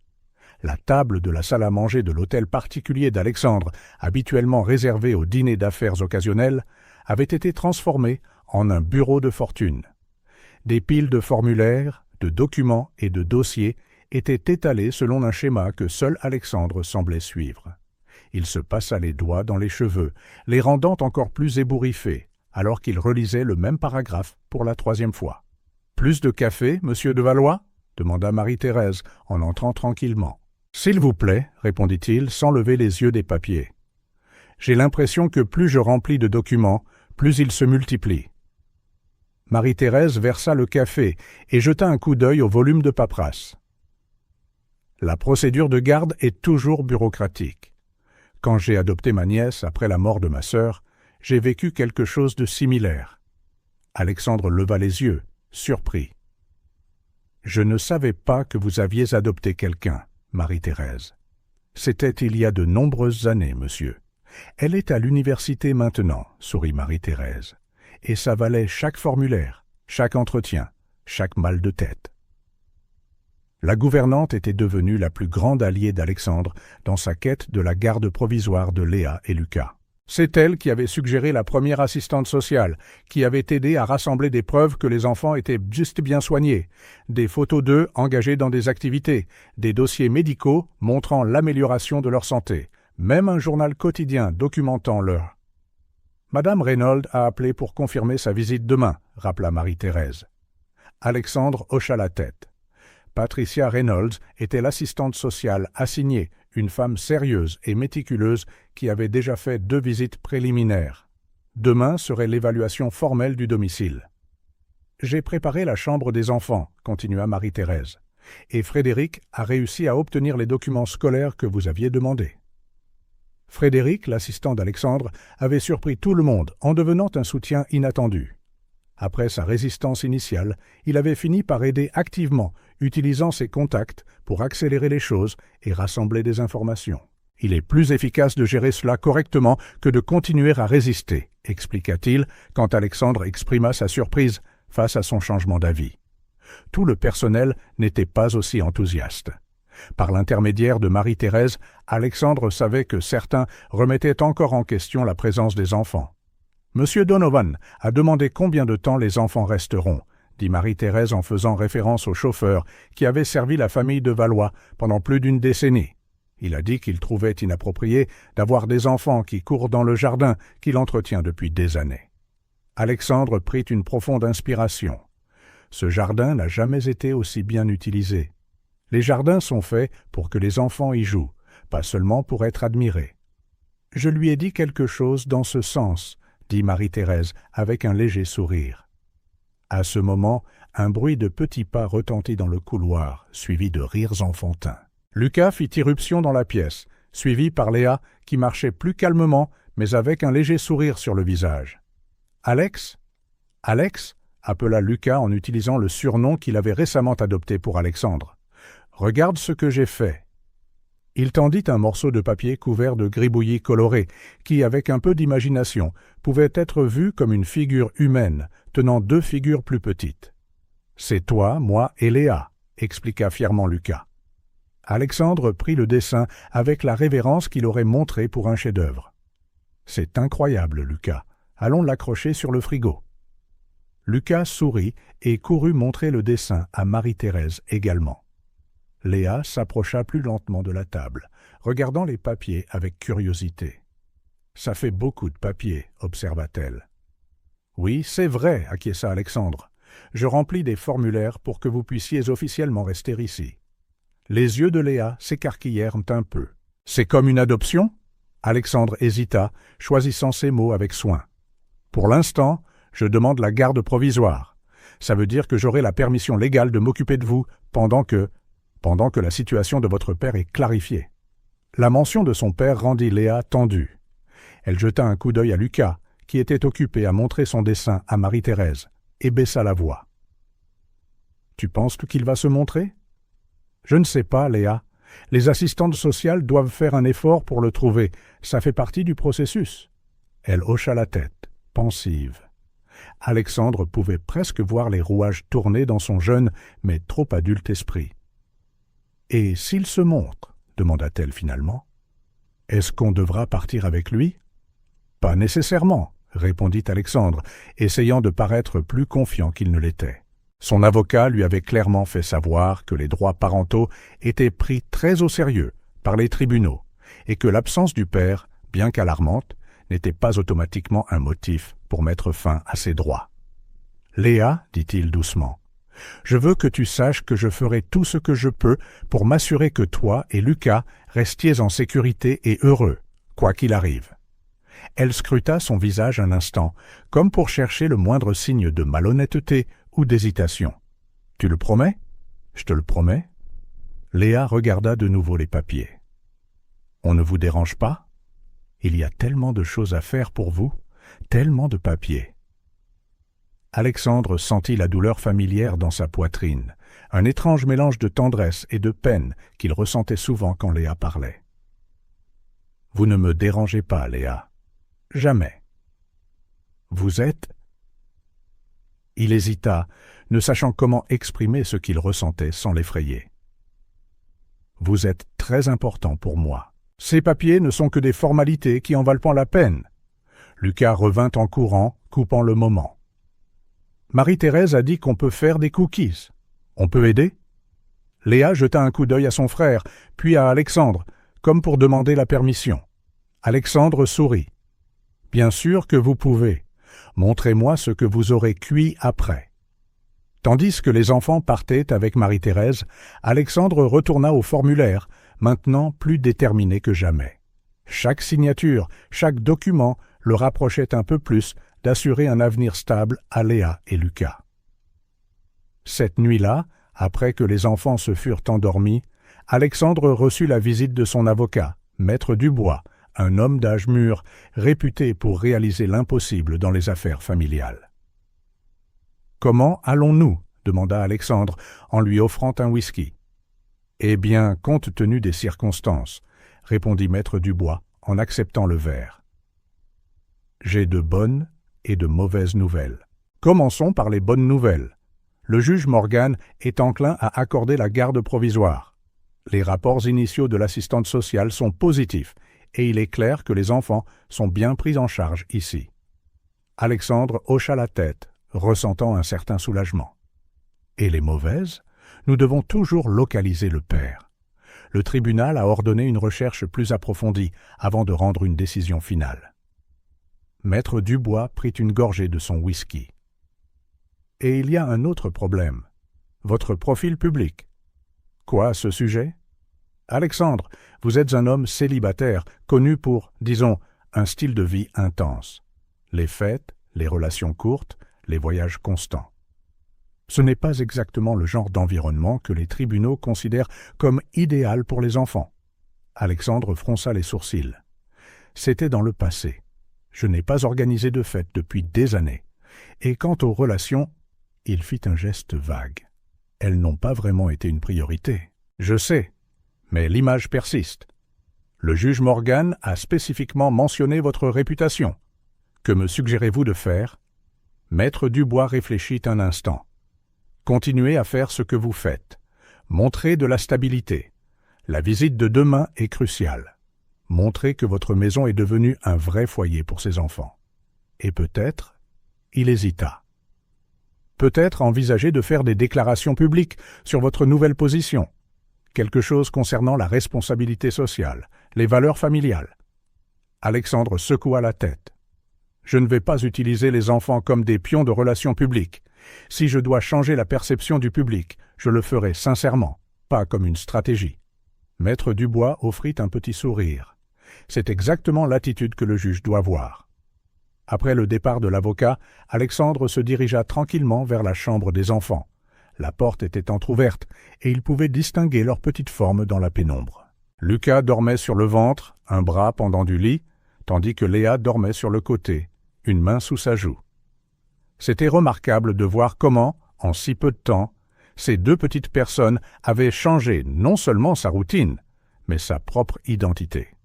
Avant, il était Alexandre de Valois, homme d'affaires prospère, philanthrope occasionnel. Maintenant, il était simplement Alex, pour un enfant de 3 ans qui courait lui montrer des dessins gribouillés. La transformation ne s'était pas faite sans résistance, tant externe qu'interne. Il restait encore beaucoup à résoudre, de nombreux obstacles à surmonter. Le spectre de leur père absent, la paperasserie du système d'adoption, les doutes sur son aptitude en tant que tuteur. Mais en regardant Léa et Lucas dormir paisiblement, sachant qu'ils étaient en sécurité, nourris et soignés, Alexandre sentit une profonde certitude qu'il était sur la bonne voie, quels que soient les défis. Demain serait un autre jour. L'assistante sociale viendrait, plus de documents seraient remplis, plus d'étapes seraient franchies vers une résolution permanente. Le processus était lent, parfois frustrant, mais Alexandre était déterminé à le mener à bien. Pour Léa, pour Lucas, et d'une certaine manière, pour l'enfant qu'il avait lui-même été, celui qui n'avait jamais reçu la seconde chance qu'il pouvait maintenant offrir. Le tribunal des affaires familiales était plus accueillant qu'Alexandre ne l'avait imaginé. Loin de l'apparat intimidant des tribunaux pénaux, la salle d'audience avait un air presque informel, avec des chaises confortables et des couleurs neutres sur les murs, peut-être un effort conscient pour apaiser la tension des familles qui se battaient pour l'avenir de leurs enfants. Alexandre ajusta sa cravate pour la 3e fois en 5 minutes. À côté de lui, Maître Dubois organisait quelques derniers documents. « Détendez-vous, » murmura Maître Dubois. « Tout est en ordre. » Le juge Morgan a déjà examiné tous les rapports et ils sont extrêmement favorables. Alexandre hocha la tête, mais sa nervosité ne venait pas de doute sur l'issue. Ces dernières semaines, tous les signes indiquaient que le tribunal lui accorderait la garde complète. L'assistante sociale avait été impressionnée par l'environnement qu'il avait créé, l'amélioration visible de la santé et du bien-être des enfants, et le lien clair qu'ils avaient formé. L'anxiété d'Alexandre provenait d'une peur de décevoir Léa et Lucas. Ils avaient passé toute la matinée à se préparer pour ce que Marie-Thérèse appelait « le jour spécial où nous deviendrons une vraie famille ». Lucas portait une minuscule chemise et un pantalon que Marie-Thérèse avait acheté juste pour l'occasion. Léa portait une robe simple, la première qu'elle avait accepté de porter depuis son arrivée à l'hôtel particulier. Les enfants attendaient maintenant dans une pièce adjacente, supervisée par Marie-Thérèse. Alexandre avait insisté pour qu'il n'ait pas le stress de l'audience complète. Il ne serait appelé que pour une brève conversation avec le juge et pour l'annonce finale. Affaire numéro 47392, pétition pour la garde permanente de Léa Garnier et Lucas Martin, annonça le greffier. Le juge Morgan, une femme noire d'âge mûr, aux yeux vifs, ajusta ses lunettes, tout en examinant quelques papiers. « Monsieur de Valois, commença-t-elle, nous avons examiné en profondeur votre demande de garde. Les rapports de Madame Reynolds sont impressionnants. Je vois rarement des enfants s'adapter si bien à un nouvel environnement en si peu de temps. » Alexandre sentit une vague de soulagement. « Merci, votre honneur. Ce sont des enfants extraordinaires. » Le juge s'autorisa un léger sourire. « Je vois que vous avez développé un lien authentique avec eux. C'est clair dans tous les rapports. »« Ils ont changé ma vie, » répondit Alexandre, se surprenant même par son honnêteté. « Il n'y a qu'un seul problème en suspens, » continua le juge. « Comme vous le savez, nous avons fait tous les efforts légaux pour localiser le père des enfants, comme l'exige la loi. Des avis ont été publiés, des recherches dans les registres publics ont été menées. » Alexandre hocha la tête. C'était la dernière formalité avant une décision finale. Après des mois de recherches infructueuses, le tribunal déclarerait le père légalement absent, levant le dernier obstacle à la garde permanente. Aucun contact ou réponse aux avis, confirma le juge en feuilletant quelques documents. Par conséquent, je suis encline à déclarer que tous les efforts raisonnables pour localiser le père biologique ont été faits, et... La porte arrière de la salle d'audience s'ouvrit brusquement, interrompant le juge. Un homme se précipita à l'intérieur, suivi d'un huissier qui semblait essayer de l'arrêter. « Je m'excuse d'être en retard, votre honneur, » dit l'homme, essoufflé. « Je suis Antoine Lambert, le père de Léa et Lucas. » Un silence stupéfait tomba sur la pièce. Alexandre se tourna lentement, voyant enfin le visage de l'homme qui avait abandonné les enfants. Le choc qui le frappa fut comme un coup de poing dans le ventre.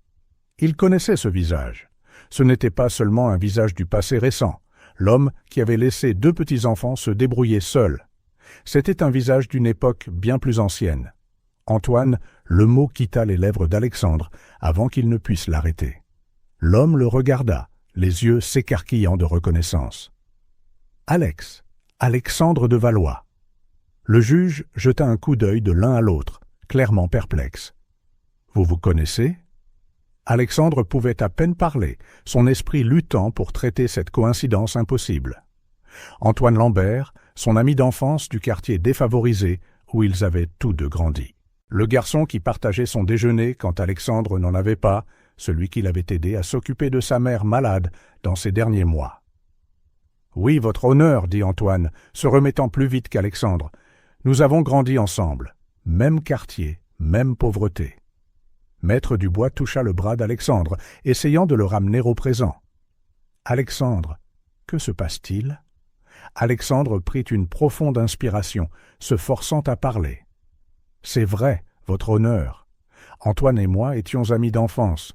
Nous ne nous sommes pas vus depuis plus de 20 ans. » Le juge ajusta ses lunettes, son regard maintenant aussi affûté qu'un laser.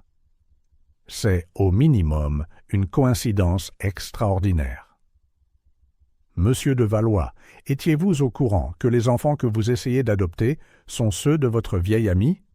Non, répondit honnêtement Alexandre. Léa n'a jamais mentionné le nom de famille de son père, et Antoine est un nom courant. Il n'y avait aucune raison pour moi de faire le lien. Antoine resta debout, mal à l'aise près de l'entrée. Il avait l'air différent du garçon qu'Alexandre se souvenait, plus âgé, bien sûr, et usé par la vie. De profondes rides sillonnaient son visage, et ses yeux portaient une fatigue qui allait au-delà du manque de sommeil. Pourtant, c'était bien Antoine, sans aucun doute. « Monsieur Lambert, » lui adressa la parole le juge, « veuillez vous asseoir, nous avons beaucoup de choses à discuter. » Antoine se dirigea vers la table en face de celle d'Alexandre.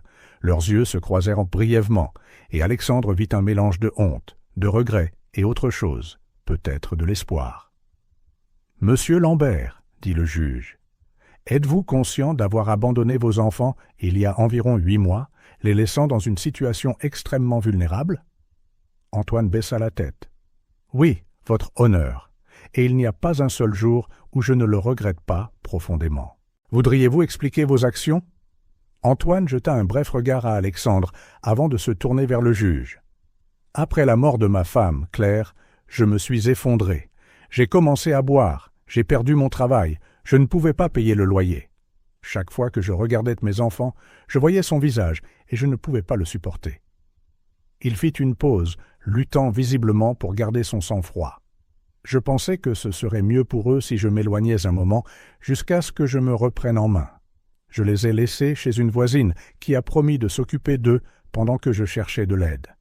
Quand je suis revenu 2 semaines plus tard, elle avait déménagé. Personne ne savait où ils étaient partis. « Et ensuite, » pressa le juge. « J'ai passé des mois à chercher. Je suis allé à la police, dans les foyers.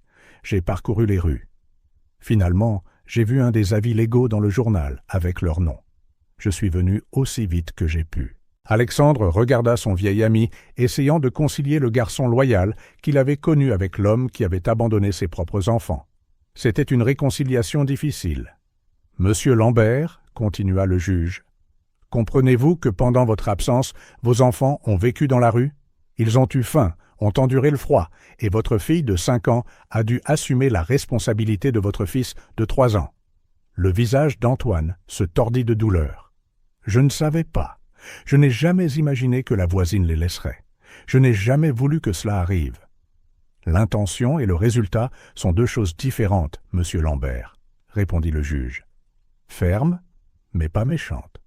Le fait est que vos enfants ont immensément souffert à cause de vos actions. » Le juge tourna son attention vers Alexandre. « Monsieur de Valois, ce retournement de situation a complètement changé la nature de cette affaire. Le père biologique est non seulement apparu, mais il a également un lien antérieur avec vous.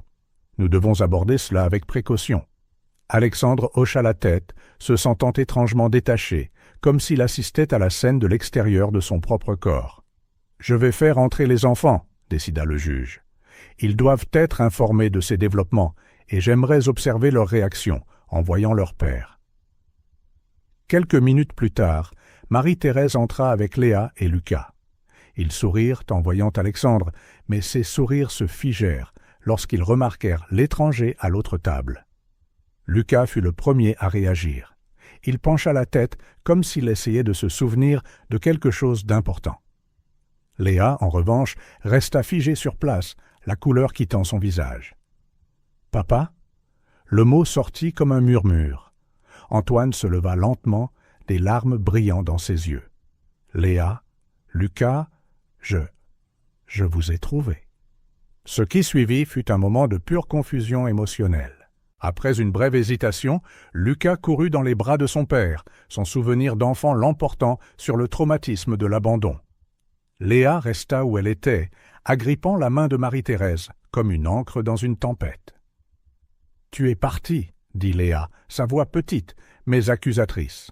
« Tu nous as abandonnés. »« Je sais, ma chérie.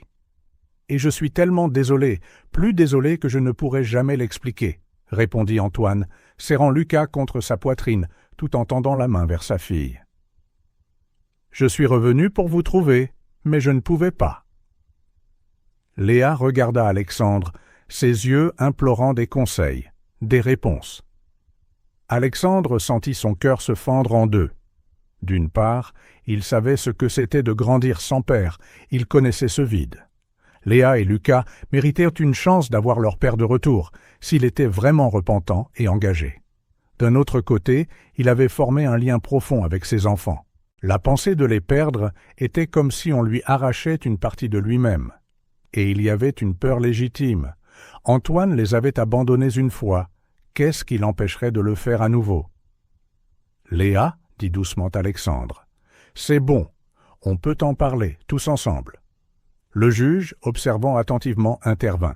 « Je pense que nous avons tous besoin de temps pour traiter cette situation.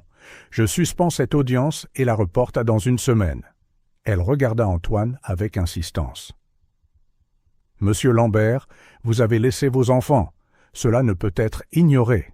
Cependant, je reconnais l'effort que vous avez fait pour les localiser et votre désir apparent de reprendre vos responsabilités parentales. » Puis elle se tourna vers Alexandre.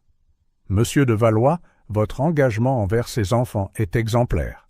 La Cour reconnaît et apprécie tout ce que vous avez fait pour eux. » Enfin, s'adressant aux enfants, elle dit « Léa et Lucas, vous êtes très courageux, et vous devez savoir que chaque adulte dans cette pièce veut le meilleur pour vous. » Le juge frappa de son marteau. « Cette audience est ajournée jusqu'à la semaine prochaine.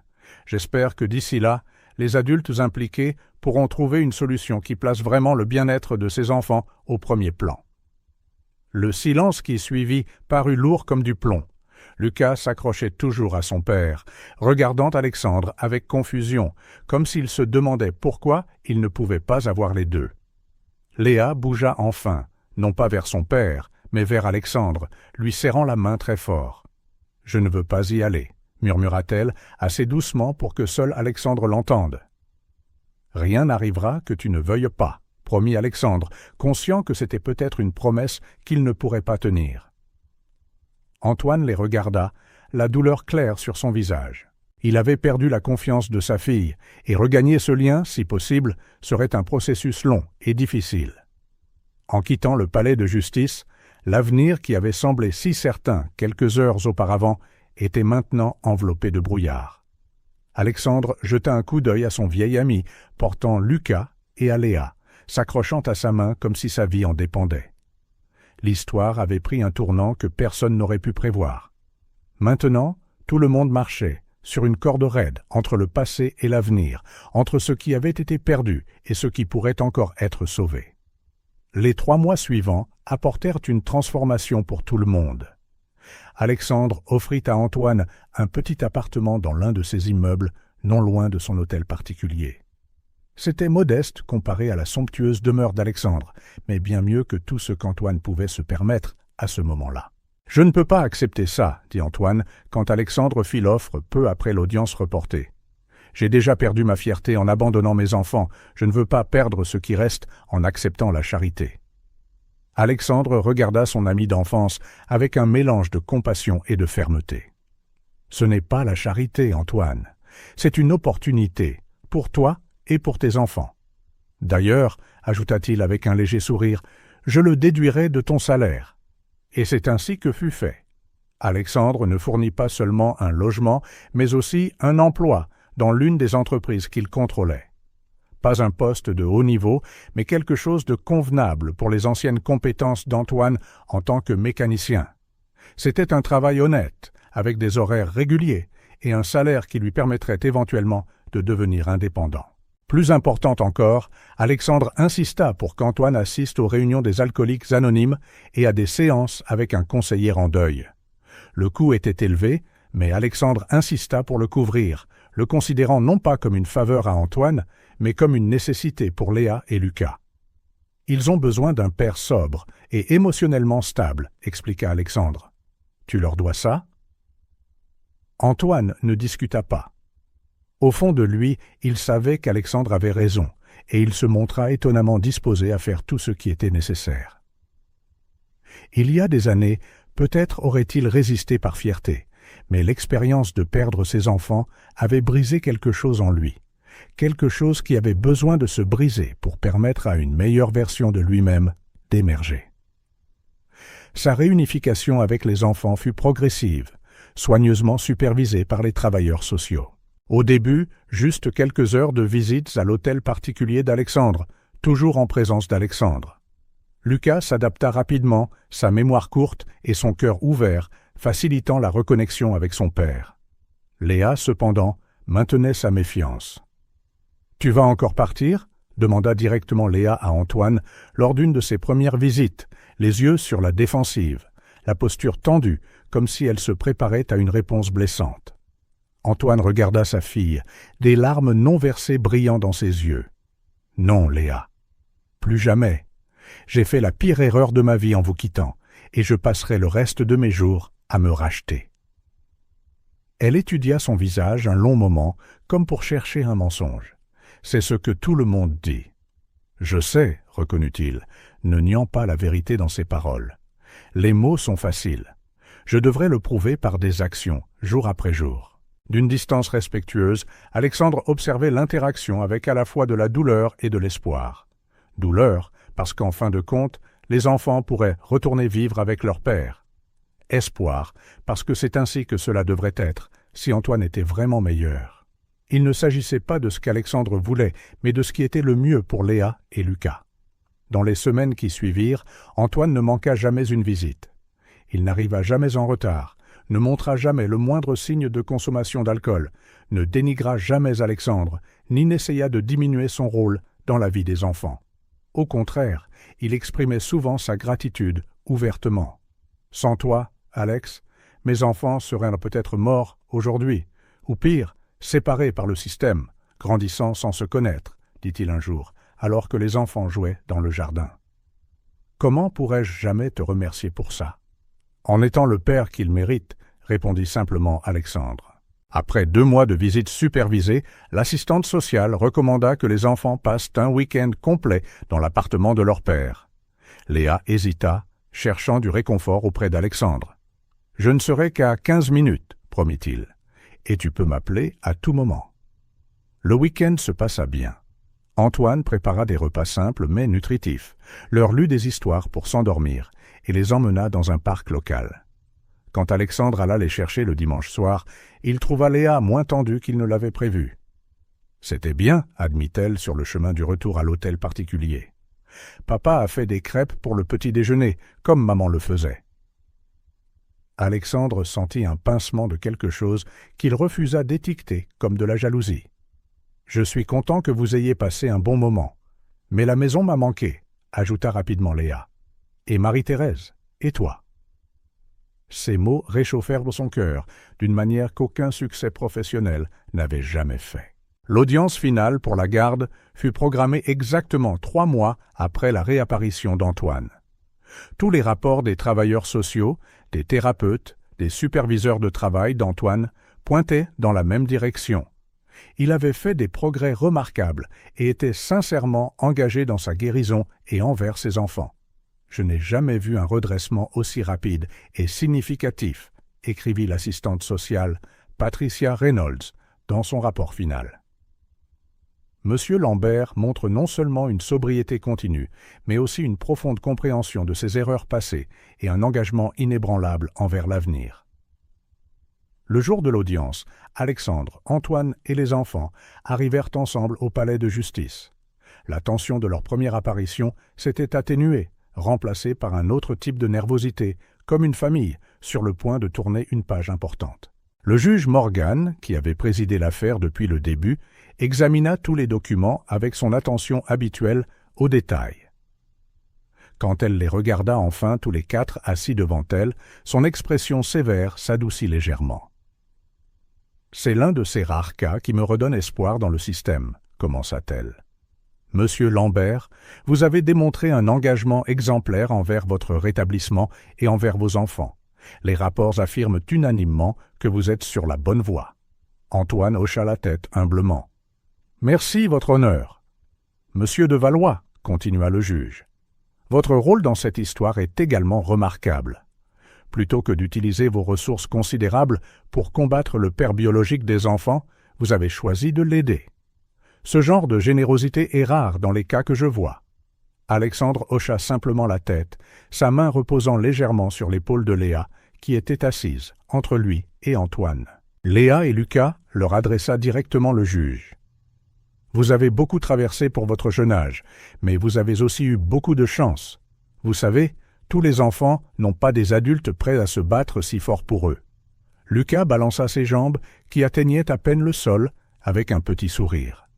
Léa resta sérieuse, mais il y avait un calme dans ses yeux qui n'y était pas auparavant.